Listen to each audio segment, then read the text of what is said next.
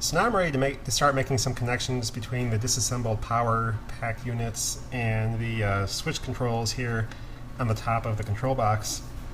And then from there go on to making the connections to the wires coming from the layout itself. So the first thing I'm going to do is hook up the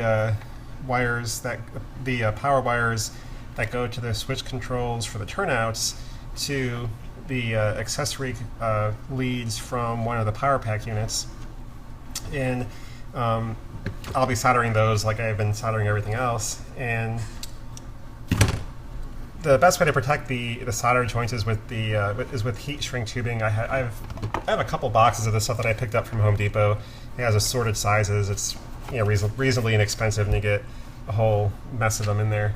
And they last quite a while in terms of having a lot of them available.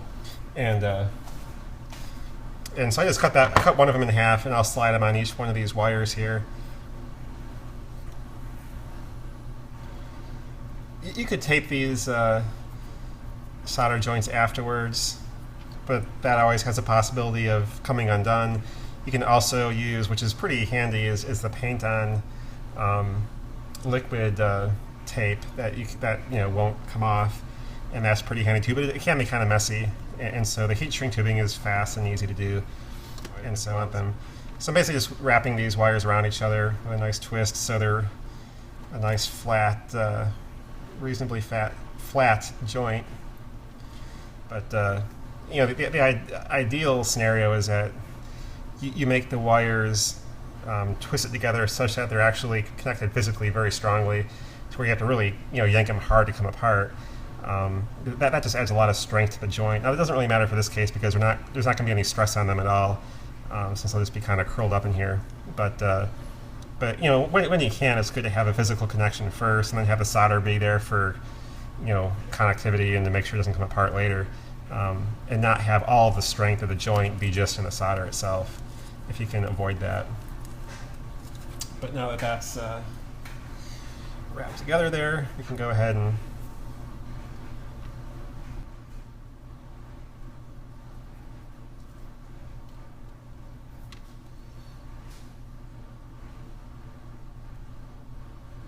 joint. Anyway, now that that's done, you can just slide over the heat shrink tubing, get it centered more or less.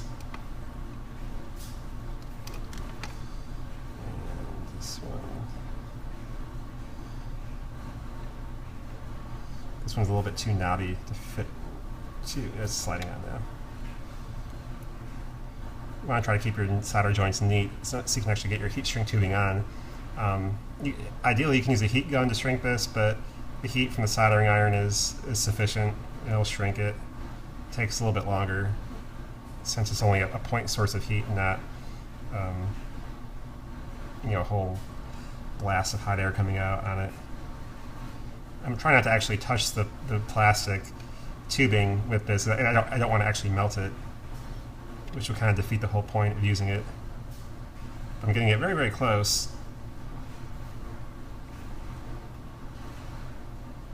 It shrinks on there and makes a nice tight seal. And again, we're not trying to make this waterproof or anything. We're just trying to make it so this won't slide around and come off, so we won't have a short problem down the road somewhere. Okay, so now there's power to the switches, and these 4 blue wires and 2 of the black wires are coming from the switch machines. And so at this point, I don't know which one goes where, and so it's going to be sort of a trial and error sort of thing. Randomly try pairs here and see if I can get, just looking at the layout, get something to throw, and then kind of figure out which wires go where. I would have labeled these if I had more than 3 turnouts, but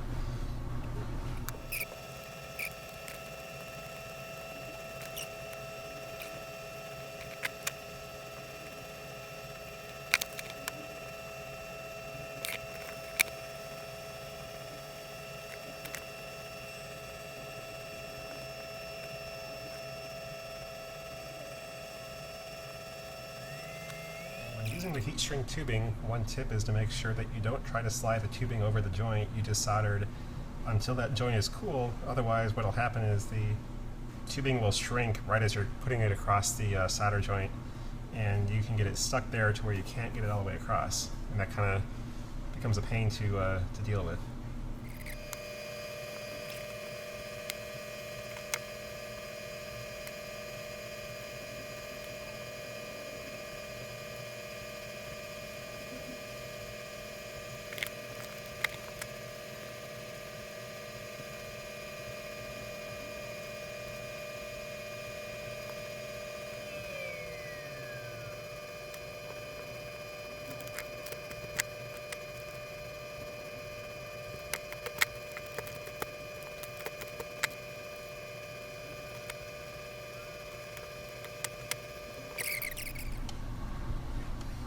Okay, now for the streetlights, the way those are wired up, we're going to have one wire going directly from the power output from the circuit board from the old control box, or old power pack. And then the other wire is going to go through a toggle switch, so when it's thrown one way, there will be no power connecting the the wire coming from the layout and the wire going to the circuit board, and then when it's thrown the other way, there will be there will be power going through that line, and then the lights will go on. So, so three connections overall, and after that, the only two left to do will be the track power, and then it'll just be a matter of at that point just getting everything screwed in place inside this control box, and everything will be done.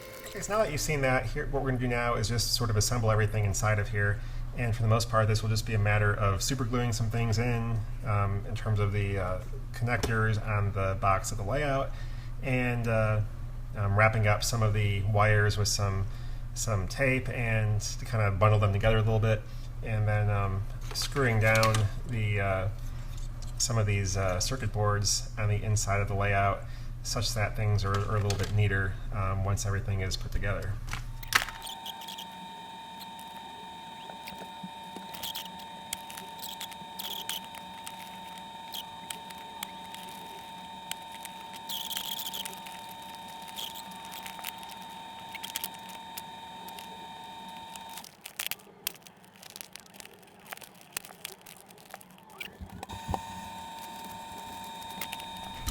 Okay, so I decided the way I'm going to mount these circuit boards is basically to use the original mounting on the Kato packs, and I'm just going to cut out, this is where the circuit board was mounted right here.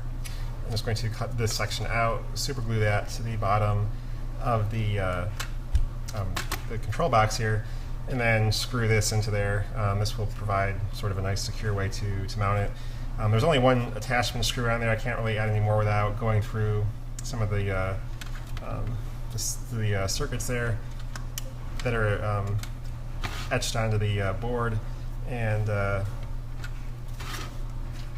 anyway, so doing this will be at least one easy way to get things mounted securely, and hopefully these things should stay on there. So I'm just going to move this out of the way.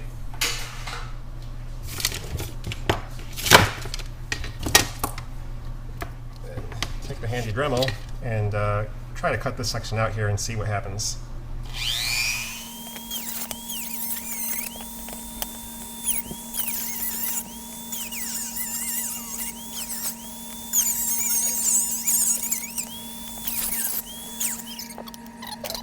With the Dremel tool, I cut the bottom of the Kato box out where the circuit board was attached to. I screwed that onto the circuit board, and then I'm just going to add some super glue to the bottom of this and then super glue this to the bottom of the control box, which will hopefully give it a strong enough surface area to be pretty strong attachment.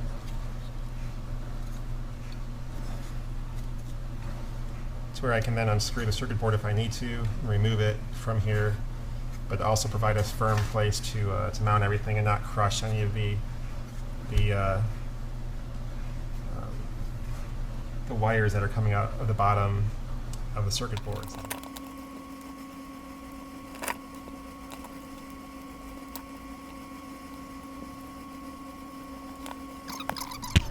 Okay, so now I have the two circuit boards mounted, the wires all bundled, and pretty much at this point it's just a matter of getting everything tucked in, like so.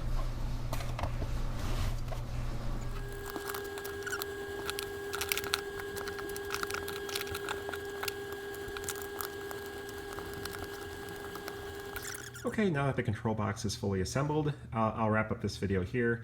There'll be one more video showing how I create labels for the top of the control box to indicate direction control and which turnouts these throws go to, as well as the lighting on-off toggle switch there. And for the most part, that's going to be it. I'll probably add some screws to the back where I can mount this power strip that the AC adapters are connected to. So there'll be times where I want to have it mounted on the back of the layout, other times where I might put that underneath the cabinet or a table or something. And then I also need to put some labels here to indicate which plugs these cables coming from the control box go to. And that'll be pretty much it. And I'll also just show some general operation of this control box with the layout itself. But anyway, that's all for this video, and thanks for watching. Bye.